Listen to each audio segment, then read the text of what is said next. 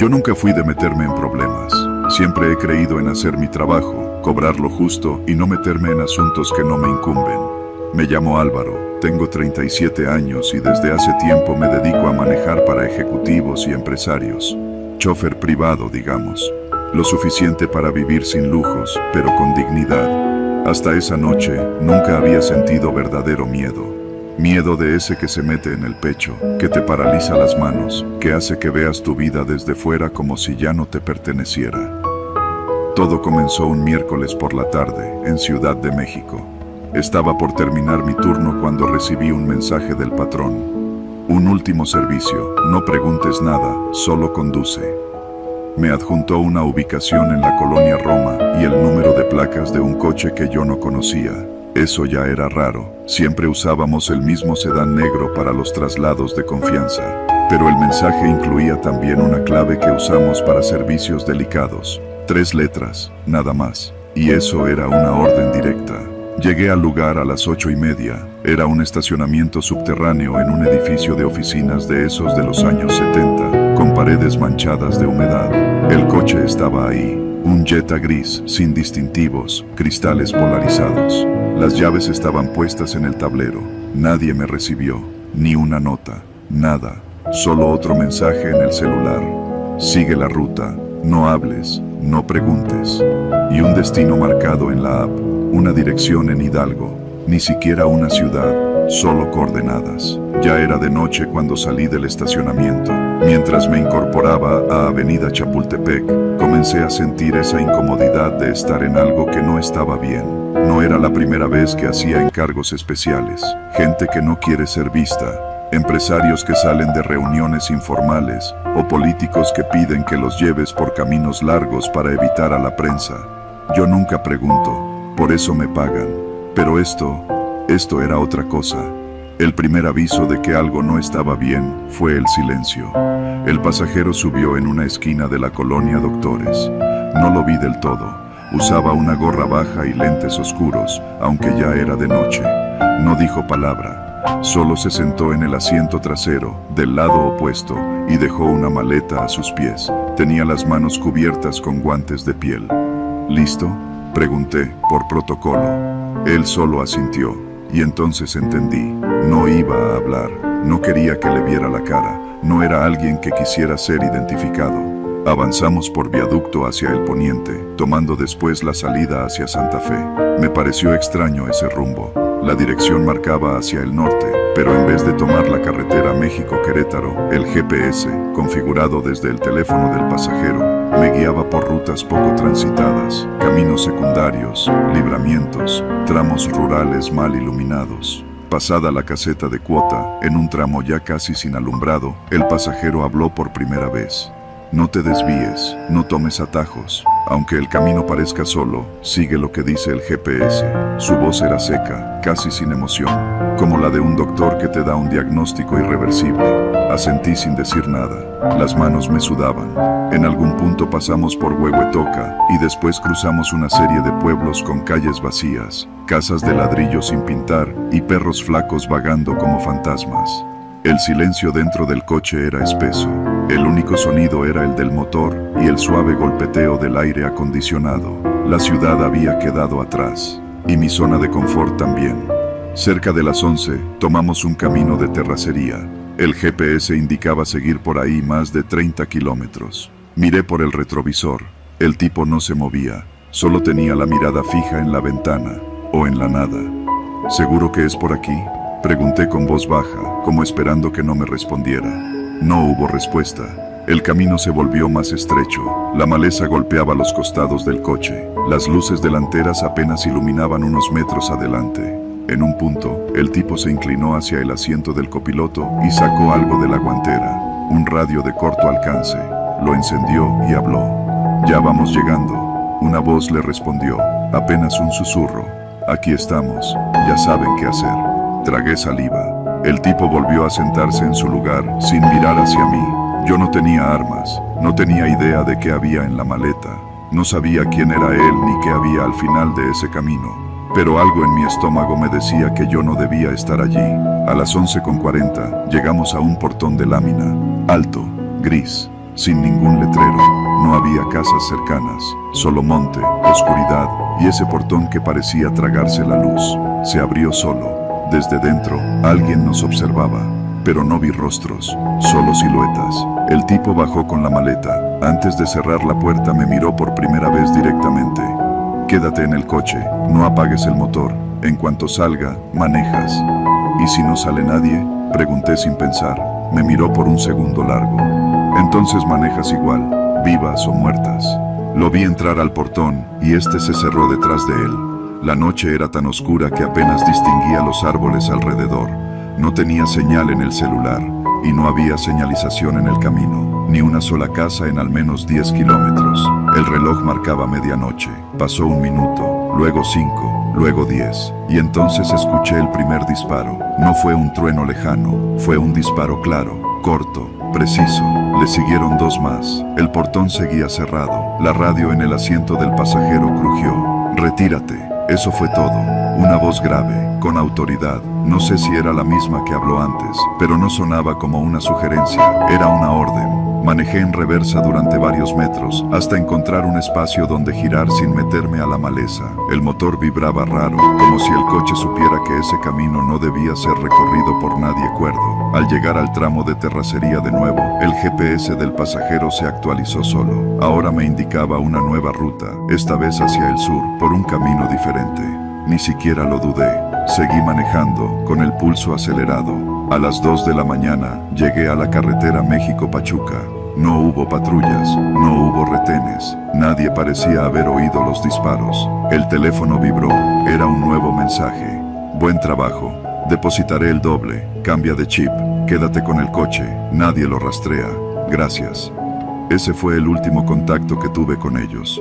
Vendí el coche 2 días después en un taller de autopartes por la zona de Naucalpan. Ni preguntaron por los papeles, solo contaron el dinero. Durante semanas no pude dormir.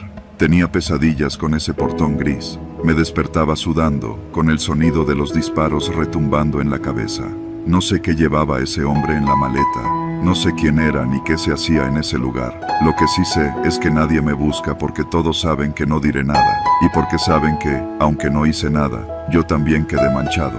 Desde entonces me dedico a hacer fletes locales. Ya no manejo de noche. Nunca más recojo pasajeros sin saber a dónde van. Porque hay caminos que, aunque regreses por ellos, una parte de ti se queda allá, para siempre.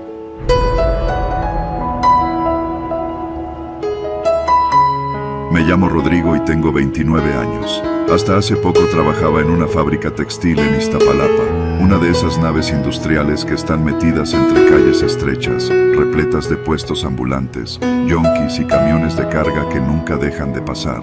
Era trabajo honesto, coser, embalar, cargar, limpiar. Nada glamoroso, pero pagaba más o menos bien, sobre todo si uno se apuntaba a los turnos de noche, donde según decían, los bonos se duplicaban. Yo nunca quise tomar el turno nocturno, no por miedo, sino por una simple cuestión de rutina. Me gustaba llegar a casa a ver a mi esposa y a mi hijo pequeño, cenar tranquilo y dormir como cualquier cristiano.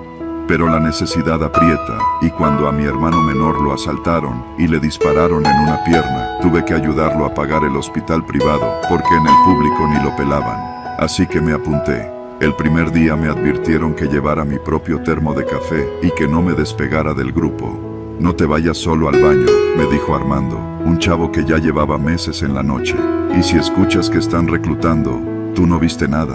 Pensé que era una broma, o una de esas leyendas que la banda cuenta para asustar a los nuevos. Pero conforme pasaban los días, comencé a notar cosas. Las cámaras de seguridad no funcionaban de noche. Había zonas de la fábrica que no se alumbraban del todo. Y sobre todo, había trabajadores que simplemente dejaban de venir. Gente que no renunciaba, no pedía vacaciones, no regresaba. Pregunté por ellos, pero los jefes se hacían los tontos. Seguro encontraron algo mejor. A veces se van sin avisar, ya ves cómo son. Y sí, a veces es así, pero no cuando son 3, 4, 7 en un solo mes. Todos del turno nocturno, todos hombres, jóvenes, sin familia cerca. Empecé a tomar nota mental de los que no volvían. El último fue un chavo nuevo, Felipe, delgado, callado, de Veracruz. Tenía 2 semanas trabajando. En su tercera noche ya no regresó. Pregunté por él a Recursos Humanos. Me dijeron que se había dado de baja voluntariamente, pero nadie supo decirme quién firmó su salida. Una noche de miércoles, a eso de las 2 de la mañana, se fue la luz. Nos quedamos en penumbras, apenas iluminados por los focos de emergencia que titilaban como si fueran a apagarse también. El generador no se activó, y el supervisor, un tipo llamado Quintero, flaco y con cara de no dormir nunca, nos ordenó a todos permanecer en el área de carga. Va a regresar en unos minutos, no se separen. Me pareció raro. Antes, si había corte de luz, nos dejaban salir a tomar aire o nos mandaban temprano a casa. Pero esta vez fue distinto. Quintero caminaba de un lado a otro, hablaba por radio con alguien, aunque su radio no emitía ningún sonido, y luego se asomaba hacia el fondo de la fábrica. La parte donde estaban las máquinas pesadas, las bodegas viejas, la zona que casi nadie usaba porque estaba en reparación. Uno de los nuevos, un tipo grandote que venía del Estado de México, dijo que tenía que ir al baño. Quintero lo miró fijo y le dijo que se aguantara. El tipo insistió. Entonces Quintero, sin dejar de sonreír, le señaló la esquina del patio de carga. No tardes. El tipo se fue refunfuñando. Lo vi perderse entre las sombras. No volvió. Pasaron 15, 20 minutos. Quintero ni se inmutó. Fue entonces cuando lo noté. 3 hombres vestidos con ropa de civil estaban entrando por la puerta lateral de la fábrica. No llevaban casco, ni uniforme, ni credencial. Uno tenía una mochila al hombro, otro traía una especie de carpeta negra, y el último era un señor que me dio escalofríos desde que lo vi. Iba de traje oscuro, sin corbata, y fumaba un puro. No hablaba con nadie, solo miraba. Se acercaron al supervisor, hablaron en voz baja. Luego Quintero hizo una seña con la cabeza. Ya saben lo que tienen que hacer. Los 3 tipos se metieron a la zona en reparación. Minutos después, la luz volvió, y el tipo que había ido al baño nunca regresó. Esa madrugada, cuando salí de trabajar, fui al sindicato. Les conté lo que había visto. El delegado se limitó a decirme que no tenía pruebas, que tuviera cuidado con lo que andaba diciendo, que había mucha gente viéndose afectada por rumores irresponsables. Cuando le pregunté si sabía de los trabajadores desaparecidos, me dijo que la rotación era alta y que muchos usaban identidades falsas. Así son los migrantes, remató. Salí de ahí con el estómago revuelto. El viernes decidí quedarme unos minutos más después de la hora de salida. Fui al área de archivos, donde guardaban las hojas de entrada y salida.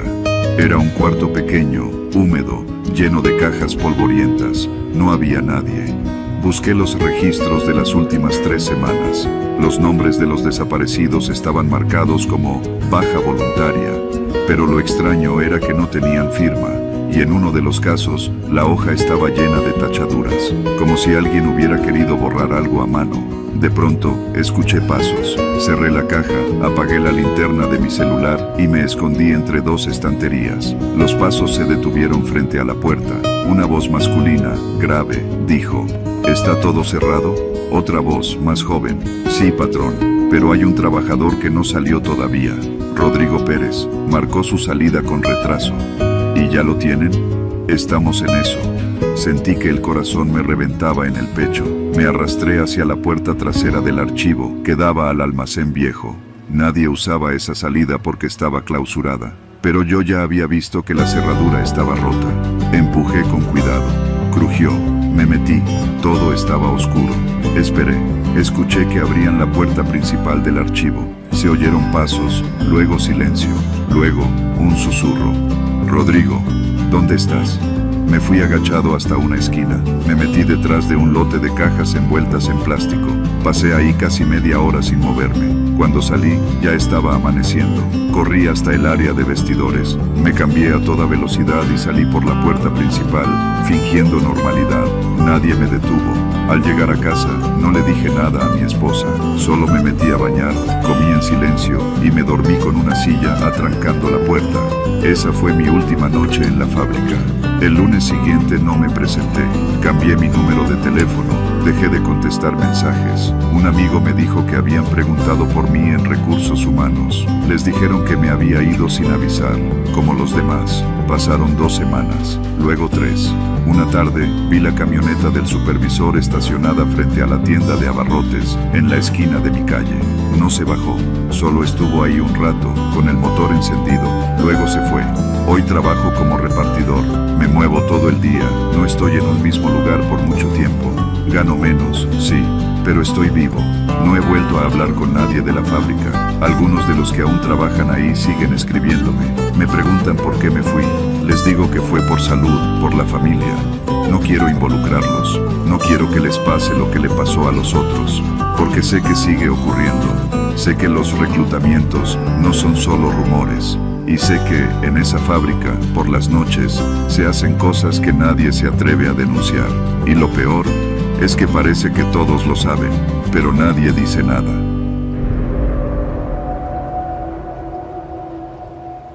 Me llamo Omar. Vivo en una colonia de clase media al oriente de la Ciudad de México. Es un lugar común, casas pegadas una junto a la otra, calles con topes que nadie respeta y perros que ladran toda la noche.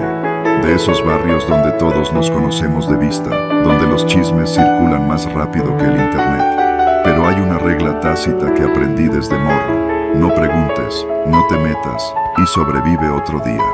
Hasta hace unos meses, la vida era rutina. Me levantaba temprano, salía a chambear al taller mecánico de mi primo y regresaba en la noche a echarme mis caguamas. Nada especial. Hasta que llegó Gerardo. Se mudó a la casa de al lado, donde antes vivía una señora que se murió solita, con su oxígeno y sus novelas. La casa estuvo vacía casi un año, hasta que un día vi un camión descargando muebles. Gerardo tenía unos 40 años, lentes de pasta, siempre con camisa metida en el pantalón. Callado. No saludaba ni se metía con nadie. Me cayó bien por eso. Pero cometió un error. Quiso hacer las cosas bien. Al poco tiempo de haber llegado, me lo topé afuera, barriendo la banqueta. ¿Tú vives aquí?, me preguntó. Asentí con la cabeza, desconfiado. Me ofreció la mano, se presentó como abogado. Penalista, dijo, como si eso significara algo para mí. Me hizo una pregunta que encendió todas mis alarmas. ¿Tú sabes si en esta calle hay venta de droga? Me le quedé viendo sin responder. Solo encogí los hombros. Aquí no pasa nada, dije. Una mentira tan vieja como la colonia. Pasaron unas semanas y lo vi varias veces tomando fotos con su celular. A las casas, a los carros. Incluso lo vi escribiendo cosas en una libreta. Algo no cuadraba. Un día, en la tienda, la señora del mostrador me lo soltó como si hablara del clima. Ese vecino nuevo ya metió papeles en la delegación. Dicen que está denunciando a los chamaquitos de la esquina. Mi estómago se revolvió. ¿Está loco o qué?, pensé. Aquí todos sabíamos que en la esquina, frente a la papelería cerrada, se juntaban los morrillos que vendían cristal y mota. No era un secreto, pero nadie decía nada, porque también sabíamos que no eran simples chavos de barrio, tenían quien los cuidara. Las amenazas comenzaron a la semana siguiente. Al principio fueron discretas. Una cartulina con letras negras pegada en su portón. No te metas en lo que no entiendes. Luego, más directo. Pintas en la barda, piedras al techo en la madrugada. Una noche le grafitearon: abogados muertos no hablan. Gerardo se aferró. Lo vi salir a pintar su barda cada mañana. Cambió la cerradura de su portón, puso cámaras, instaló una alarma. Pero sus ojos ya no eran los mismos. Dormía mal, se le notaba en las ojeras, en la forma en que brincaba cuando sonaban los cohetes de las fiestas. Me daban ganas de advertirle que se detuviera, pero no era mi asunto, nunca lo ha sido. Una madrugada me despertó el sonido de una moto. Era de esas sin placas, con escape ruidoso. Me asomé por la ventana. Vi a 2 sujetos parados frente a la casa de Gerardo. Uno pintó algo en la barda. El otro sacó un celular y tomó una foto. Luego arrojaron algo hacia la casa y se fueron. Al instante, el estruendo. Un cóctel molotov explotó contra la fachada. El fuego alcanzó la cortina metálica. Se escuchó un grito desde adentro. Corrí a la calle, no por valentía, sino por reflejo. Vi a Gerardo saliendo en boxers, tosiendo, con una cubeta de agua. Los vecinos también salieron. Nadie ayudó, solo observaron. Uno grabó con el celular. Esa mañana llegaron los bomberos, la policía, hasta una patrulla de la Guardia Nacional, pero todos se fueron rápido, demasiado rápido. Al día siguiente, Gerardo puso un letrero afuera: se vende. Nadie lo dijo en voz alta, pero todos sabíamos que se iba. Perdió, no solo su casa, perdió contra el miedo, contra la impunidad, contra ese silencio que todo lo traga. Yo no dormí bien por días. Soñaba que alguien tocaba mi puerta, que me preguntaban qué había visto. Despertaba con el corazón latiendo a 1000. Una noche, borracho, lo encontré empacando su coche. ¿Te vas?, le pregunté. Asintió. No vale la pena, Omar. Ellos ganan porque ustedes los dejan. ¿Y tú qué esperabas?, le dije, con más tristeza que enojo. Aquí no somos héroes. Aquí solo tratamos de llegar vivos al siguiente mes. Se quedó en silencio, cerró la cajuela y se fue, sin despedidas. Desde entonces, el silencio volvió. La casa está vacía otra vez, pero cada que paso frente a ella, leo una palabra que aún no han podido borrar del todo en la barda: chismoso. Ahora, cuando los morrillos se juntan en la esquina, me doy la vuelta, camino por otra calle, y cada que alguien nuevo llega a la colonia, solo rezo que no tenga alma de justiciero, porque aquí no hay espacio para valientes, solo para los que saben callar, y yo aprendí, a tiempo, que quien habla, no duerme. Vivo en Cuautitlán Izcalli, en el Estado de México. Llevo casi 10 años trabajando como supervisor de almacén en una bodega cerca de la autopista México-Querétaro. Todos los días salgo de mi casa a las 5 de la mañana, más por necesidad que por gusto, porque si salgo después, el tráfico me traga. Nunca fui paranoico, ni supersticioso, ni mucho menos nervioso. Eso cambió este año. Comenzó con algo que en su momento no le di mucha importancia. Una mañana de marzo, mientras bajaba por la calle para tomar el coche, noté un vehículo estacionado frente a mi casa. Era un sedán blanco, algo viejo, probablemente modelo 2010 o 2012. Tenía los cristales polarizados y, lo más raro, estaba encendido. Pensé que era un vecino o alguien esperando a alguien más. No le di mayor importancia, subí al coche y me fui. Pero al día siguiente, el mismo coche estaba allí, mismo modelo, mismo lugar, mismo ruido sutil del motor encendido. Y al siguiente día también, y el que siguió. Durante más de 2 semanas, sin fallar un solo día, el coche blanco amanecía estacionado justo afuera, siempre a las mismas horas, entre 5 y 6 de la mañana, siempre encendido. Nunca lo vi llegar, nunca vi quién lo conducía. Lo más inquietante era que siempre que me subía al mío y miraba por el retrovisor, el coche seguía allí, inmóvil, como si me observara. El 5.º día me acerqué, fingiendo buscar algo en el suelo. Pasé a medio metro del auto. No vi movimiento adentro, pero tampoco pude ver bien por los cristales oscuros. Lo que sí noté fue una ligera vibración del escape. Estaba en marcha, eso era un hecho. Le conté a mi esposa, pero me dijo que probablemente era un chofer de aplicación o algún vecino. Si fuera algo raro, ya habría pasado algo, me dijo. Me dejé llevar por esa lógica, hasta que una mañana me di cuenta de que el coche no solo estaba ahí, sino que me grababa. Vi el reflejo de una luz roja, tenue pero constante, parpadeando en el espejo lateral. Me detuve, miré más de cerca. Era una cámara pegada al tablero y apuntaba directo hacia la puerta de mi casa. La sensación fue tan desagradable que me dio náuseas. No era miedo, todavía no. Era más bien un vacío en el pecho, como cuando te das cuenta de que algo va muy mal, pero aún no sabes qué. Esa noche regresé más temprano y esperé con mi esposa a que fuera la madrugada. A las 5 en punto, como si fuera parte de un ritual, el coche apareció. Se estacionó con lentitud, exactamente donde siempre. Esta vez lo vimos llegar, y lo que vimos no tenía sentido. Nadie bajó del coche, nadie abrió ni cerró puertas. El coche simplemente apareció doblando la esquina, como guiado por una costumbre invisible. Se estacionó con una precisión enfermiza. Motor encendido, cristales oscuros, inmóvil. Esa noche no dormimos. Llamé al C5 para reportarlo. Dijeron que no podían hacer nada si no había un delito, que era espacio público, que podía ser un conductor esperando a alguien. Les dije que el coche estaba grabando la entrada de mi casa, que llevaba más de 15 días haciéndolo sin falta. Me pasaron con un supervisor que me sugirió tomar fotografías y presentarlas en el Ministerio Público. Así lo hice. Imprimí una hoja con varias imágenes y la llevé junto con la descripción. Me dieron un folio y me dijeron que me llamarían si había avances. No hubo avances. La semana siguiente el coche ya no estaba solo. Apareció una camioneta blanca, 2 metros detrás. No siempre llegaba, pero cuando lo hacía, se estacionaba en reversa, como cubriendo la parte trasera del sedán. Y también grababa. Lo supe porque un vecino de la cuadra, un tipo de confianza, me mostró un video que grabó con su celular. Ambos vehículos estaban encendidos, y en la parte interior del parabrisas de la camioneta se veía otra cámara fija, apuntando directo hacia mi fachada. Empecé a llegar tarde al trabajo. Me levantaba a las 4, me asomaba por la ventana y veía esas 2 siluetas blancas, siempre encendidas, siempre mirando. Cada día sentía más presión. Revisé mis redes, borré todo lo que tuviera que ver con mi familia. Cambié contraseñas, apagué los asistentes de voz, lo que fuera, pero no sirvió. Una noche escuché un ruido extraño, como un golpe seco. Bajé corriendo con un bate en la mano. Cuando abrí la puerta, ambos vehículos ya no estaban. Pero en la puerta de metal había una hoja blanca pegada con cinta gris, sin remitente, sin membrete.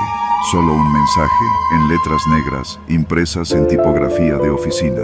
Siga con su rutina, no intervenga, no hay nada más que ver aquí.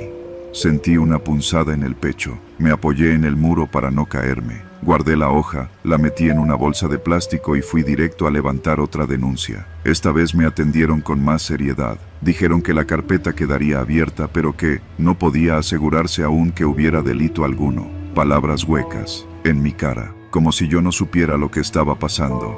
Intenté cambiar mis horarios, salir más temprano, salir más tarde, irme por la parte trasera. Siempre que salía, aunque fuera por otra calle, el coche estaba allí antes que yo. Una madrugada, desesperado, decidí seguirlo. Me estacioné unas cuadras más allá, apagué luces y esperé. Cuando el coche llegó y se estacionó, caminé en silencio y lo seguí a pie, escondiéndome entre coches y árboles. El sedán avanzó por la avenida hasta incorporarse a la autopista. Yo lo seguía a distancia. Me latía el corazón tan fuerte que me dolía el pecho. Durante casi 20 minutos el coche siguió por la autopista sin cambiar de carril. Luego salió en la rampa del lago de Guadalupe. Tomó un camino vecinal entre fábricas y bodegas. Pensé en dar vuelta atrás, pero ya era tarde. Estaba comprometido. Tenía que saber. El coche entró por una reja abierta sin vigilancia. Un terreno baldío, con una construcción a medio terminar y una especie de caseta prefabricada. Me estacioné a una cuadra. Apagué el motor. Esperé.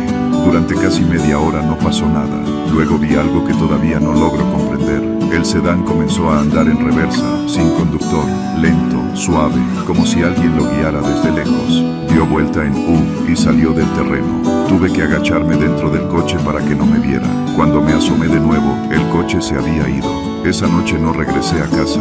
Dormí en casa de un amigo en Tepoztlán. Mi esposa no quiso irse.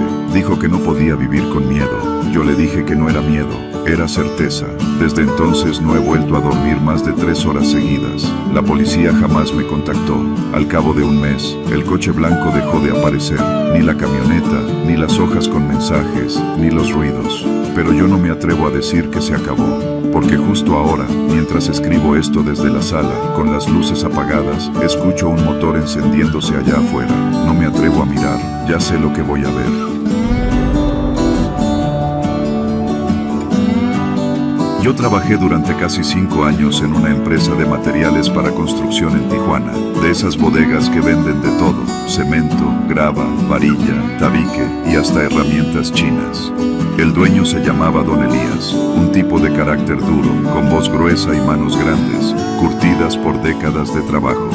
Llegó de Sinaloa en los 90 y a punta de sudor levantó su negocio desde una bodega en ruinas hasta lo que era cuando yo entré. Una distribuidora sólida, con 6 empleados, 2 camionetas y contratos con varias constructoras locales. Yo era el encargado de los pedidos. Coordinaba entregas, hablaba con los proveedores y a veces también salía a rutas si faltaba chofer.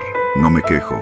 El trabajo era duro, pero bien pagado. Don Elías nos daba bonos y salía buena la semana. Tenía su genio, pero era justo, siempre puntual con la quincena y con sus trabajadores. Todo empezó a torcerse el día que llegó un tipo que nadie conocía, vestido de camisa blanca, muy limpia, lentes oscuros y un reloj que no iba con el resto de su ropa.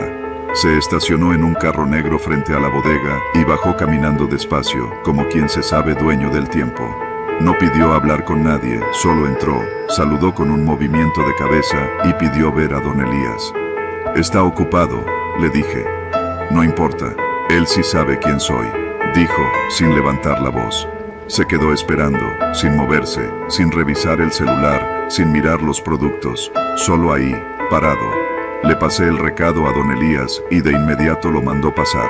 Lo raro no fue que lo atendiera sin cita, sino la cara que puso cuando escuchó el nombre del visitante. Le cambió el color. Se encerraron en su oficina como 20 minutos. Cuando salió, el tipo no traía nada en las manos, ni papeles, ni notas, nada. Solo se acomodó el reloj, sonrió levemente y se fue.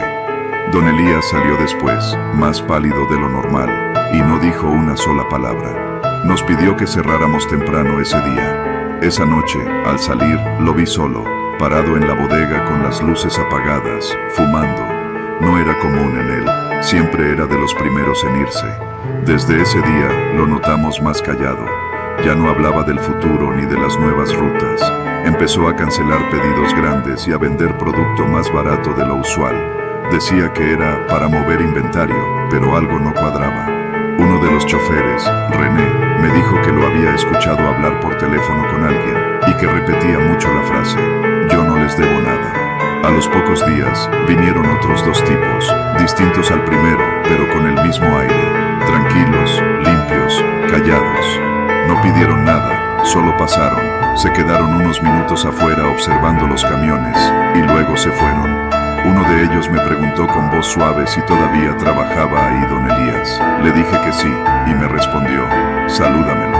Eso fue todo. Esa noche, don Elías no llegó a su casa. Lo supimos al día siguiente, cuando su esposa fue a la bodega preguntando por él. Lo había visto por última vez la tarde anterior, que salió supuestamente a arreglar unos pagos. No contestaba el celular, nadie sabía nada. Las cámaras del local tampoco servían desde hacía semanas. Nadie denunció nada oficialmente, pero todos sabíamos que algo muy malo había pasado. La policía vino, tomó declaraciones, revisó su oficina y se llevó su computadora. Dijeron que iban a investigar, pero en esta ciudad todos sabemos cómo funciona eso. Si no hay cuerpo, no hay delito. Y si hay dinero de por medio, menos. Durante los días siguientes, los rumores empezaron a circular. Que don Elías se negó a pagar cobro de piso, que ya lo habían amenazado antes, que no quiso entrarle a las cuotas que pedían. Unos decían que era porque tenía conocidos en la policía y pensó que estaba blindado. Otros aseguraban que simplemente no quiso pagar por orgullo. Sea como sea, se lo llevaron. La bodega quedó cerrada 2 semanas. Después, apareció su hijo, un chavo de 20 y tantos que estudiaba en Monterrey.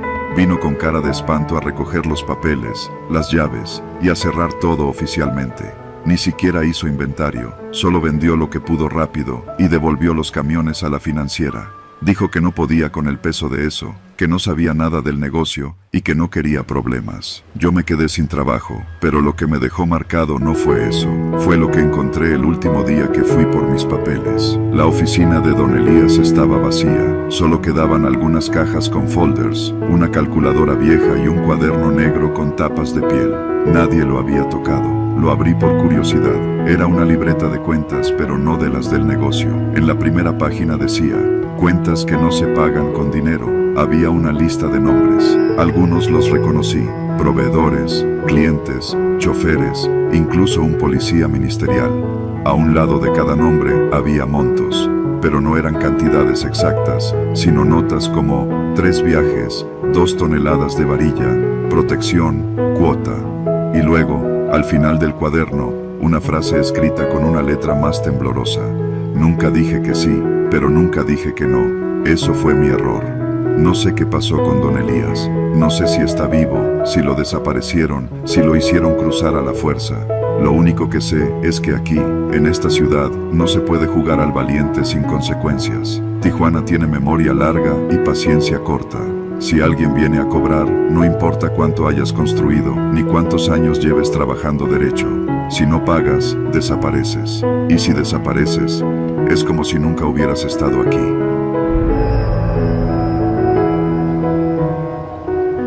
La Ciudad de México no perdona a los distraídos, ni al que se le hace tarde, ni al que no tiene cambio exacto, ni al que se confía de más. Yo, por costumbre y por necesidad, me acostumbré a moverme en camión todos los días, a la misma hora, en la misma ruta. No por gusto, sino porque mi trabajo como ayudante de un contador me deja justo lo suficiente para sobrevivir en una ciudad donde cualquier cosa puede pasar, y donde, precisamente, cualquier cosa pasó esa noche. Era jueves. Me acuerdo porque los jueves salimos más tarde de la oficina. El jefe aprovecha para dejar todo listo para el viernes y alarga la jornada hasta que nos ve con la cara al piso. Ese día salí pasadas las 10 de la noche. Caminé unas 4 cuadras hasta tomar la ruta 143, que recorre toda Calzada de Tlalpan. Me subí en el cruce con eje 8, como siempre, con mis audífonos puestos y el cansancio colgándome en los hombros. Ya no había mucha gente en la parada. El camión que llegó era uno de esos medianos, con las luces interiores parpadeando y un olor a diésel que se te quedaba en la ropa. Pagué con un billete de 20 y, como de costumbre, el chofer me reclamó por no traer cambio. Me senté en la penúltima fila, del lado de la ventana. Venía medio lleno, una señora dormitando con su mandado al frente, un par de estudiantes hablando bajito, 2 señores que parecían albañiles comiéndose unos tacos de papel aluminio y una pareja joven que no se soltaba la mano. Tranquilo, común. Así pasaron las primeras 3 o 4 paradas. Yo ya iba cabeceando, escuchando un podcast de crímenes reales, cuando sentí el frenón. El camión se detuvo de golpe en un semáforo de la colonia Portales. Ni siquiera era una parada oficial. Fue ahí donde todo cambió. Un hombre subió corriendo. Tenía una sudadera negra con capucha, pantalón de mezclilla y unos tenis desgastados. No pagó. El chofer apenas alcanzó a decir, cuando el tipo sacó un arma. No era un cuchillo, no era una pistola de juguete. Era un revólver, grande, viejo. Lo traía en la mano derecha y no lo escondía. Apuntaba directamente al pasillo. Ya se la saben, hijos de la chingada. Teléfonos y carteras. Rápido, rápido. El camión quedó en silencio. Uno de los estudiantes intentó sacar su celular lentamente y el hombre le gritó que se apurara. Fue entonces cuando me di cuenta de que el chofer no cerró la puerta. Estaba abierta. El tipo se movía con seguridad, como si ya hubiera hecho eso antes, como si supiera que nadie iba a oponer resistencia. Yo tenía el teléfono en la mano, lo metí en mi mochila disimuladamente y saqué uno viejo, uno que ya no usaba, que siempre cargaba por si pasaba justo esto. El tipo llegó a mi fila y me apuntó directo al pecho. ¿Qué traes, güey?, me dijo. Le di el teléfono viejo sin decir nada. Me lo arrebató y pasó al siguiente. Mi corazón latía tan rápido que apenas podía escuchar mis propios pensamientos. No sé cuánto duró todo, 1 minuto, tal vez 2. Cuando terminó de revisar a todos, volvió al frente del camión, apuntó al chofer y le ordenó que no se moviera. Bájate tú también, cabrón, este pedo ya se acabó. El chofer dudó, pero lo hizo. Todos estábamos petrificados. El ladrón bajó con él. Pensamos que ya se iba, pero entonces, algo pasó. Algo que todavía no me puedo explicar. El tipo no se fue. En vez de correr, se quedó en la calle, apuntando hacia el camión. Gritó algo que no entendimos, y luego levantó el revólver y disparó. El balazo retumbó como una explosión. Pegó en el vidrio delantero. No entró al camión, pero el estruendo hizo que todos gritáramos. La señora que dormía despertó llorando. Uno de los estudiantes se tiró al piso. Yo me agaché y me cubrí la cabeza, sin saber si el siguiente disparo iba a venir hacia mí. Pero no hubo otro. Después de unos segundos eternos, escuchamos al chofer arrancar el camión a toda velocidad, mientras el tipo quedaba atrás, gritando insultos. Nos fuimos como alma que lleva el diablo. Nadie dijo nada. Nadie preguntó si estábamos bien. El silencio era total, como si estuviéramos en una iglesia después de un funeral. Llegamos hasta la estación del metro Ermita, donde el chofer paró en seco y se bajó, temblando, con el teléfono en la mano. Llamó a la policía desde una caseta de vigilancia. Los pasajeros fuimos bajando uno a uno. Algunos lloraban. Otros simplemente se fueron sin decir palabra. Yo me quedé parado junto al camión un momento. Sentía un nudo en el estómago, y no era solo por el susto, era algo más, algo que no entendía hasta que vi al chofer colgar la llamada y acercarse a mí. «Gracias, cabrón», me dijo, bajando la voz, «por no hacer nada estúpido». No supe qué contestarle. Esa noche caminé a casa, no tomé otro camión, no tenía cabeza para eso. Dormí mal, soñando con el disparo, con la mirada del tipo. Lo veía en cada sombra, en cada persona que cruzaba en la calle. A la mañana siguiente fui a trabajar como si nada. Nadie me preguntó si estaba bien. En esta ciudad, todos dan por hecho que sobreviviste. Y sí, sobreviví. Pero desde esa noche, cada vez que subo a un camión, no puedo evitar pensar que alguien, en cualquier esquina, puede subir y decidir que ya se la sabemos. Porque en esta ciudad, el miedo viaja sentado a tu lado.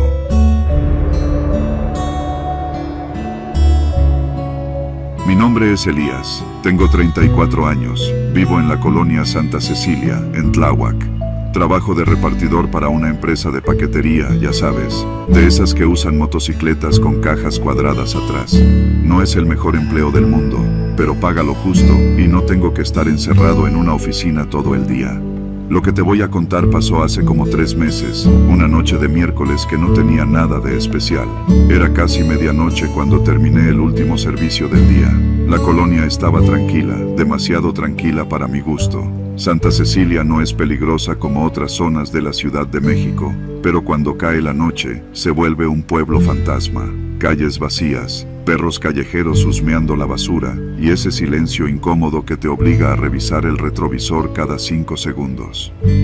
Ya iba de regreso a casa cuando decidí tomar un atajo por la calle Sonora. Es una vialidad angosta, con banquetas desniveladas y casas viejas, muchas de ellas con muros de bloc sin pintar. En la esquina hay una miscelánea que siempre tiene su letrero de Coca-Cola medio apagado. Justo ahí vi a los 2 sujetos. Vestían igual, pantalones de mezclilla, sudaderas negras con la capucha puesta y cubrebocas. Uno de ellos sostenía un aerosol rojo en la mano. El otro vigilaba con una actitud tensa, como si estuviera esperando que alguien los descubriera. El de la pintura se acercó a una casa de un piso, con portón metálico azul, y trazó un símbolo sobre la pared, un círculo incompleto, con una raya que lo atravesaba como si fuera un ojo cerrado. Pensé que estaban grafiteando, pero no usaban latas normales, era una especie de marcador grueso, y lo que pintaron no era un tag ni una firma de banda, era algo distinto, preciso, casi parecía un lenguaje. Me detuve unos metros más adelante, fingiendo revisar el celular, y me escondí tras la caja de la moto. No sé por qué me metí en problemas que no eran míos. Tal vez fue la curiosidad, tal vez fue el presentimiento de que algo muy raro estaba pasando. Uno de ellos, el que estaba de vigía, sacó su celular y empezó a tomarle fotos a la marca que habían dejado. Luego le habló al otro, bajito, y se fueron caminando como si nada. Pero no iban improvisando. Se detuvieron frente a otra casa, unos metros más adelante, y repitieron el mismo ritual. Marca, foto, y otra vez a avanzar. No me moví durante varios minutos. Me quedé ahí, quieto, hasta que desaparecieron en la oscuridad. Cuando finalmente me atreví a seguir mi camino, pasé frente a las casas marcadas. Eran construcciones normales, una con reja blanca y bugambilias secas colgando del muro, otra con una puerta de herrería oxidada y un Cristo colgado arriba del marco. Nada parecía fuera de lugar, excepto por ese símbolo rojo, hecho con una precisión que no me cuadraba para algo tan callejero. Al llegar a mi casa, no dije nada. Me metí, cené con mi esposa y fingí que todo estaba bien. Pero esa noche no dormí. Pasaron 2 días sin novedades. Hasta que el sábado, por la mañana, escuchamos las sirenas. Vivimos a unas cuadras de la calle Sonora y el escándalo nos despertó. Mi esposa se asomó por la ventana del cuarto. «Es en la casa de la señora Justina», me dijo. «La de los bolillos». Corrí a la puerta. Había una patrulla, una ambulancia y una camioneta blanca sin logos. Había gente del barrio reunida, murmurando, con la misma cara de susto que yo tenía por dentro. Me acerqué lo suficiente para escuchar algo que me hizo temblar. Parece que entraron anoche. Nadie escuchó nada. Forzaron la chapa y la señora ya no despertó.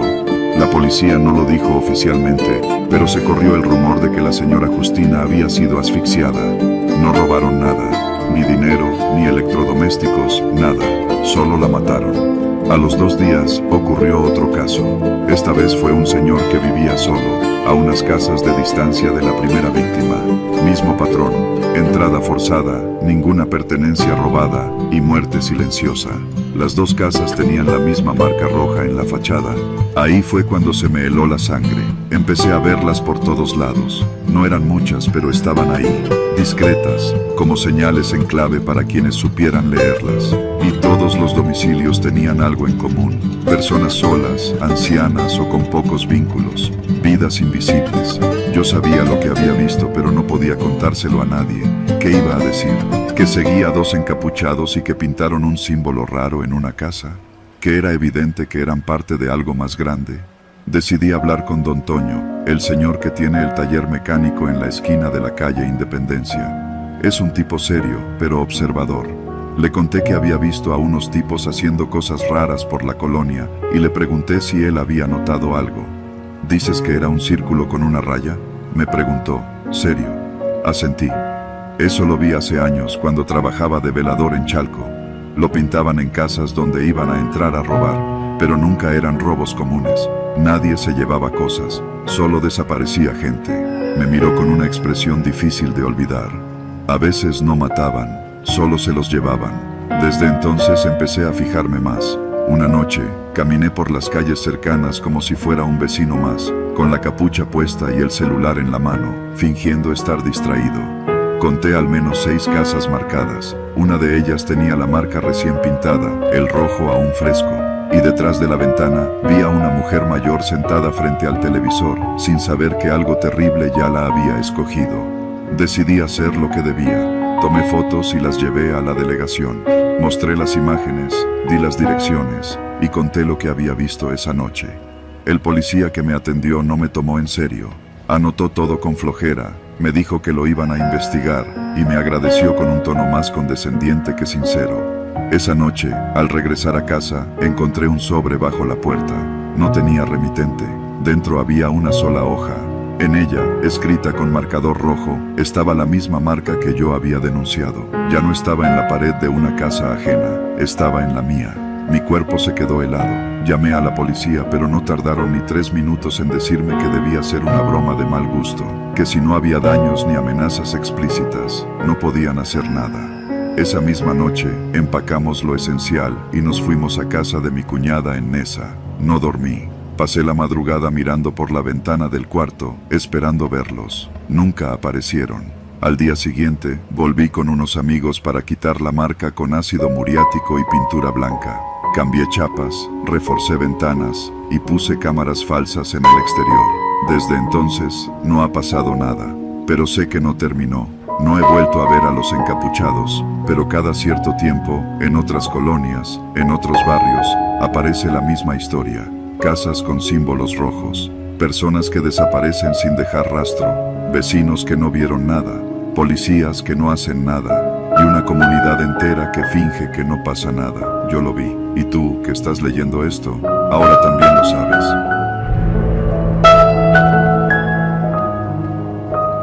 Tenía poco más de 2 horas manejando por caminos secundarios rumbo a Villa Hidalgo, un pequeño pueblo de Zacatecas donde vive la abuela de mi esposa. Nunca había ido solo, pero esa vez me ofrecí a llevarle unas medicinas que no le llegaron por paquetería. Mi suegra me las encargó con ese tono que mezcla preocupación con culpa, y yo acepté más por ganarme puntos que por ganas. Salí después del trabajo, ya entrada la noche, con una hielera en la cajuela y el Waze indicando que llegaría poco después de la medianoche. El camino me lo sabía más o menos. Tomar la carretera federal, desviarme en Ojo Caliente y de ahí por un camino de terracería que, aunque largo y oscuro, me acortaba al menos 1 hora. El primer tramo fue tranquilo. El aire fresco entraba por la ventana abierta y la música de los Bukis me ayudaba a no dormirme. Ya cuando me adentré en los caminos de brecha, todo se volvió más espeso. El polvo flotaba como neblina, los matorrales parecían cerrarse y el cielo sin luna dejaba al mundo sumido en una oscuridad que ni las luces altas del carro podían atravesar del todo. No pasaba un solo auto, solo algunos ranchos a lo lejos, con luces amarillas parpadeando, y perros que salían a ladrar con furia apenas me acercaba. La señal del teléfono desapareció justo cuando pasé un letrero oxidado que apenas decía Ejido El Capulín. De ahí en adelante, solo era yo, el carro y el ruido seco de las llantas tragando tierra. Casi a las 12, el camino empezó a estrecharse. Ya no era terracería compacta, sino un sendero polvoso bordeado de nopales y cercas de púas. Iba lento, atento, cuando de pronto, las luces del coche iluminaron algo que me hizo frenar en seco. Un retén. 2 camionetas tipo pick-up bloqueaban la brecha. No tenían logotipos, ni sirenas, ni luces. Solo estaban ahí, cruzadas. Unos focos colgados entre los árboles iluminaban a 4 hombres armados. Uno de ellos levantó la mano para que me detuviera. No vestían uniforme, ni chalecos tácticos. Ningún indicio de autoridad legítima. Solo botas, pantalones de mezclilla, camisetas negras y rifles colgando como si fueran parte del cuerpo. Me sudaban las manos. Apagué la música. Bajé el vidrio lentamente. Uno de los hombres se acercó por el lado del conductor. Tendría unos 35 años, barba cerrada y una cicatriz en el cuello. Me miró sin decir nada, solo masticaba chicle. ¿A dónde vas, compa?, preguntó, con ese tono informal que no tranquiliza nada. A Villa Hidalgo. Llevo unas medicinas para una señora, respondí tratando de no sonar nervioso. ¿Quién? La señora Consuelo Díaz. Vive en la calle Allende. Es la abuelita de mi esposa. El hombre hizo una seña con la cabeza y otro se acercó por el lado del copiloto. Me pidió que bajara el vidrio. Miró el interior del carro con detenimiento. ¿Traes algo más? ¿Dinero? ¿Alcohol? ¿Armas? No, nada, solo esto.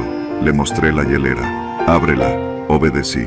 Adentro solo estaban las medicinas, hielo y un paquete de suero oral. El primero habló de nuevo. Oríllate ahí y bájate, por favor.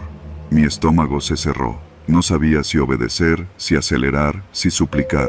¿Pasa algo? Nada, compa. Nomás es rutina. Ahorita te dejamos ir. Me estacioné junto al matorral y bajé. Tenía las piernas entumidas del miedo. Uno de ellos comenzó a revisar el coche. Otro me palmeó la ropa, buscando quién sabe qué. ¿De dónde vienes? De Aguascalientes. ¿Y por qué tan noche? Trabajo todo el día. No pude salir antes.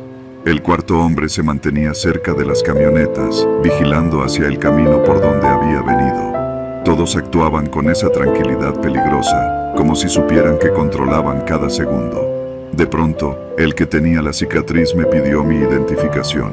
Saqué la cartera, le di mi INE, lo observó con calma. ¿Tienes algo más, compa?, preguntó mientras hojeaba mi licencia de conducir. No, contesté. Él sonrió de lado. Se metió el INE a la bolsa de su pantalón. ¿Sabes qué? Quédate aquí tantito, me dijo, y regresó a su camioneta. Los otros no se movieron. Me dejaron de pie junto al coche, sin decirme si podía sentarme, si podía hacer una llamada, si estaba detenido. Uno de ellos prendió un cigarro y comenzó a dar vueltas alrededor del vehículo, como si esperara que algo apareciera de la nada. Pasaron cerca de 15 minutos. 15 minutos en los que pensé en todo. En mi hija dormida, en mi esposa esperando mi mensaje, en si iba a salir de ahí. Después, el que parecía el jefe regresó. Traía mi INE en la mano. Me lo extendió. Todo bien, carnal. Solo que este camino ya está cerrado por seguridad. Vas a tener que regresarte y tomar la carretera larga. Pero, me dijeron que por aquí era más corto. Sí, pero no ahorita. ¿Hay algún problema? Uno que no te compete.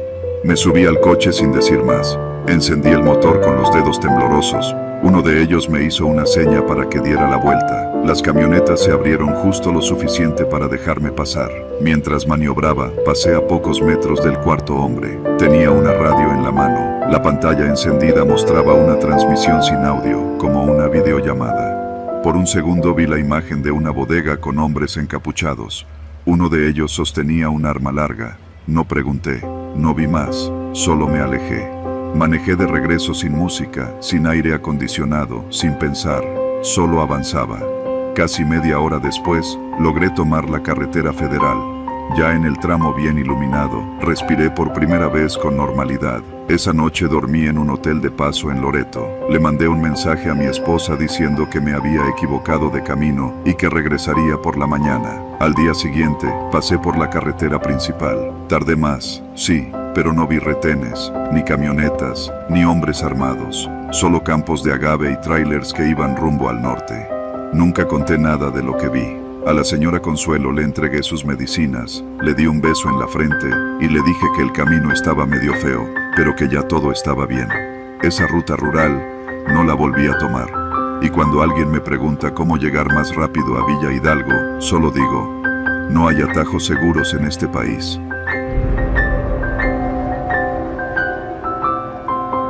Soy Martín Hernández, y si estoy escribiendo esto es porque necesito que alguien sepa lo que pasó.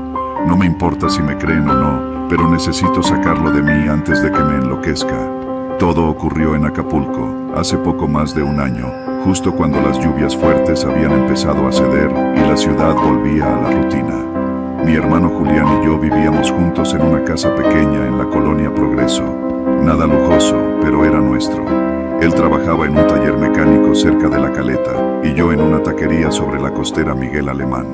Nunca he sido paranoico, ni desconfiado, pero esa semana cambió todo. Era un martes, tenía el turno de noche en la taquería y salí como a las 2 de la mañana. El ambiente estaba pesado, no por el calor, sino por esa sensación rara que te dice que algo anda mal, aunque no sepas qué.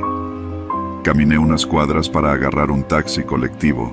Al llegar a casa, vi que Julián seguía despierto, viendo televisión.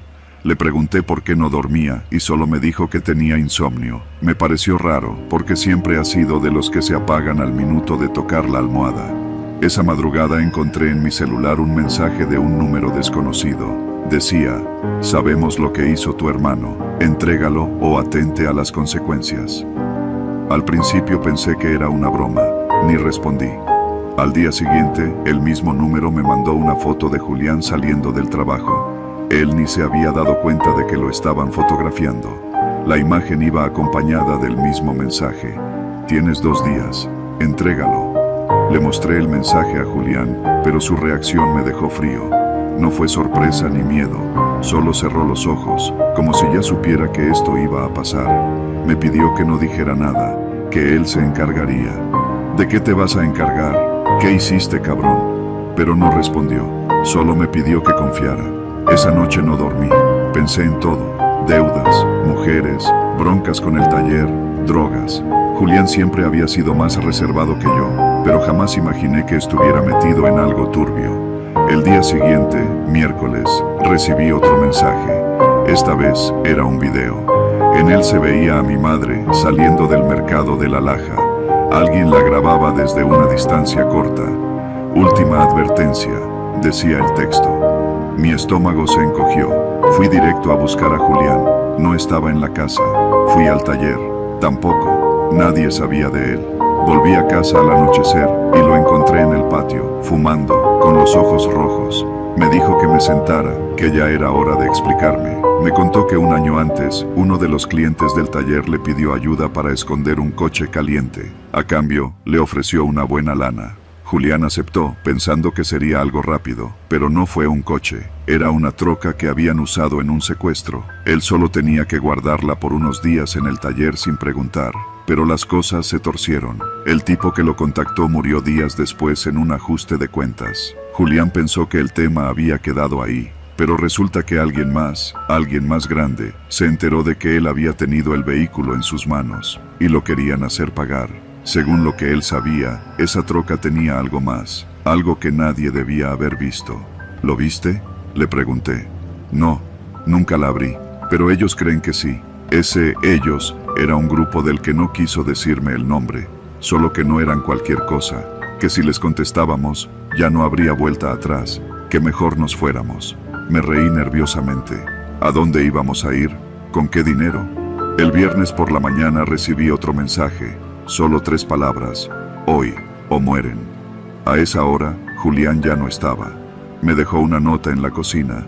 Perdóname, carnal, esto no tiene por qué ser tu guerra. Corrí por toda la colonia, fui al taller, al mercado, al maldito café donde se juntaba con sus amigos. Nada, me fui directo a la policía y ahí empezó la segunda parte de esta pesadilla. No me creyeron, me vieron como un loco. Dijeron que si no había evidencia, no podían hacer nada. Les mostré los mensajes. Puede ser una broma. Les enseñé la foto y el video. Me dijeron que no podían rastrear el número sin una denuncia formal y una orden.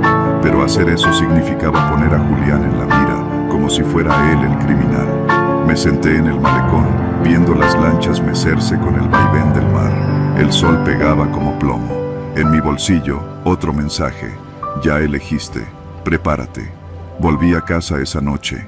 Mi mamá ya estaba ahí. La había llamado para que se quedara conmigo. Le dije que Julián se había ido por unos días a Veracruz. Mentí para no asustarla. Me encerré en mi cuarto y puse un cuchillo de cocina bajo la almohada. Dormí a ratos, sobresaltado. A las 3 de la madrugada, alguien tocó la puerta, fuerte, con insistencia. Me levanté en silencio. Mamá salió de su cuarto. ¿Esperas a alguien?, preguntó. No abras, quédate aquí. Fui a la entrada y miré por la rendija. Eran 3 hombres, no policías, no vecinos. Ropa negra, sin logos, sin palabras. El de en medio levantó algo, una hoja blanca. Tenía escrita una dirección, a mano, y 2 palabras más. Última opción. Los vi alejarse en silencio, como si supieran que no valía la pena forzar la puerta. Tomé el papel. La dirección estaba en la colonia La Venta, zona alta y algo peligrosa. Unas casas al borde del cerro. No dormí. A las 7 de la mañana le dije a mi mamá que iba a ver a un proveedor. Caminé hasta la costera y tomé un taxi. Llevaba el cuchillo escondido en la mochila. La casa de la dirección era sencilla pero cercada. La reja estaba entreabierta. No había timbre. Entré. El interior estaba vacío, salvo por una silla en el centro y una cámara en una esquina del techo. La pantalla se encendió frente a mí, en una pared. Era un televisor conectado a una videollamada. Y ahí estaba Julián, golpeado, en una silla, amarrado. Perdóname, Martín, no pude evitarlo. La imagen se congeló y una voz sin rostro habló. Te dimos opciones, elegiste mal, pero aún puedes salvarlo. Solo dinos dónde está lo que él encontró. No sabe nada, solo guardó el coche. Silencio. Mentira, hubo alguien más con él, alguien que sí vio, y creemos que fuiste tú. La sangre se me fue al suelo. No, yo no. Entonces, entréganoslo. ¿A quién? A ese niño, el aprendiz del taller, el que ayudó a tu hermano a mover la camioneta, el que ya no aparece. David, el hijo del dueño del taller, un chamaco de 16 años. Sí, él también estuvo esa noche, pero después de eso desapareció. Dijeron que se había ido con su mamá a Morelos, pero ahora lo entendía. Él sí debió haber visto lo que había dentro. Tal vez grabó algo, tal vez supo algo. Salí de esa casa con una nueva condena sobre mí. Tenía 2 días para encontrarlo, pero no lo hice. No porque no pudiera, sino porque no quise entregarlo. No podía convertirme en eso. Y entonces, todo cambió. A las 48 horas, justo como lo prometieron, Julián fue liberado. Golpeado, sí, pero vivo. Lo dejaron en una gasolinera en pie de la cuesta, con una nota pegada en la espalda. Ya entendiste quién manda. Esto no ha terminado. Desde entonces no usamos teléfonos, no vivimos en la misma casa, cambiamos de trabajo, cambiamos de nombres. Julián ahora es Alberto, en Oaxaca. Yo estoy en Monterrey, vendiendo comida afuera de una maquiladora. Y aunque no lo hemos dicho en voz alta, los dos sabemos que en algún momento alguien tocará la puerta otra vez. Y esta vez no vendrán a hablar.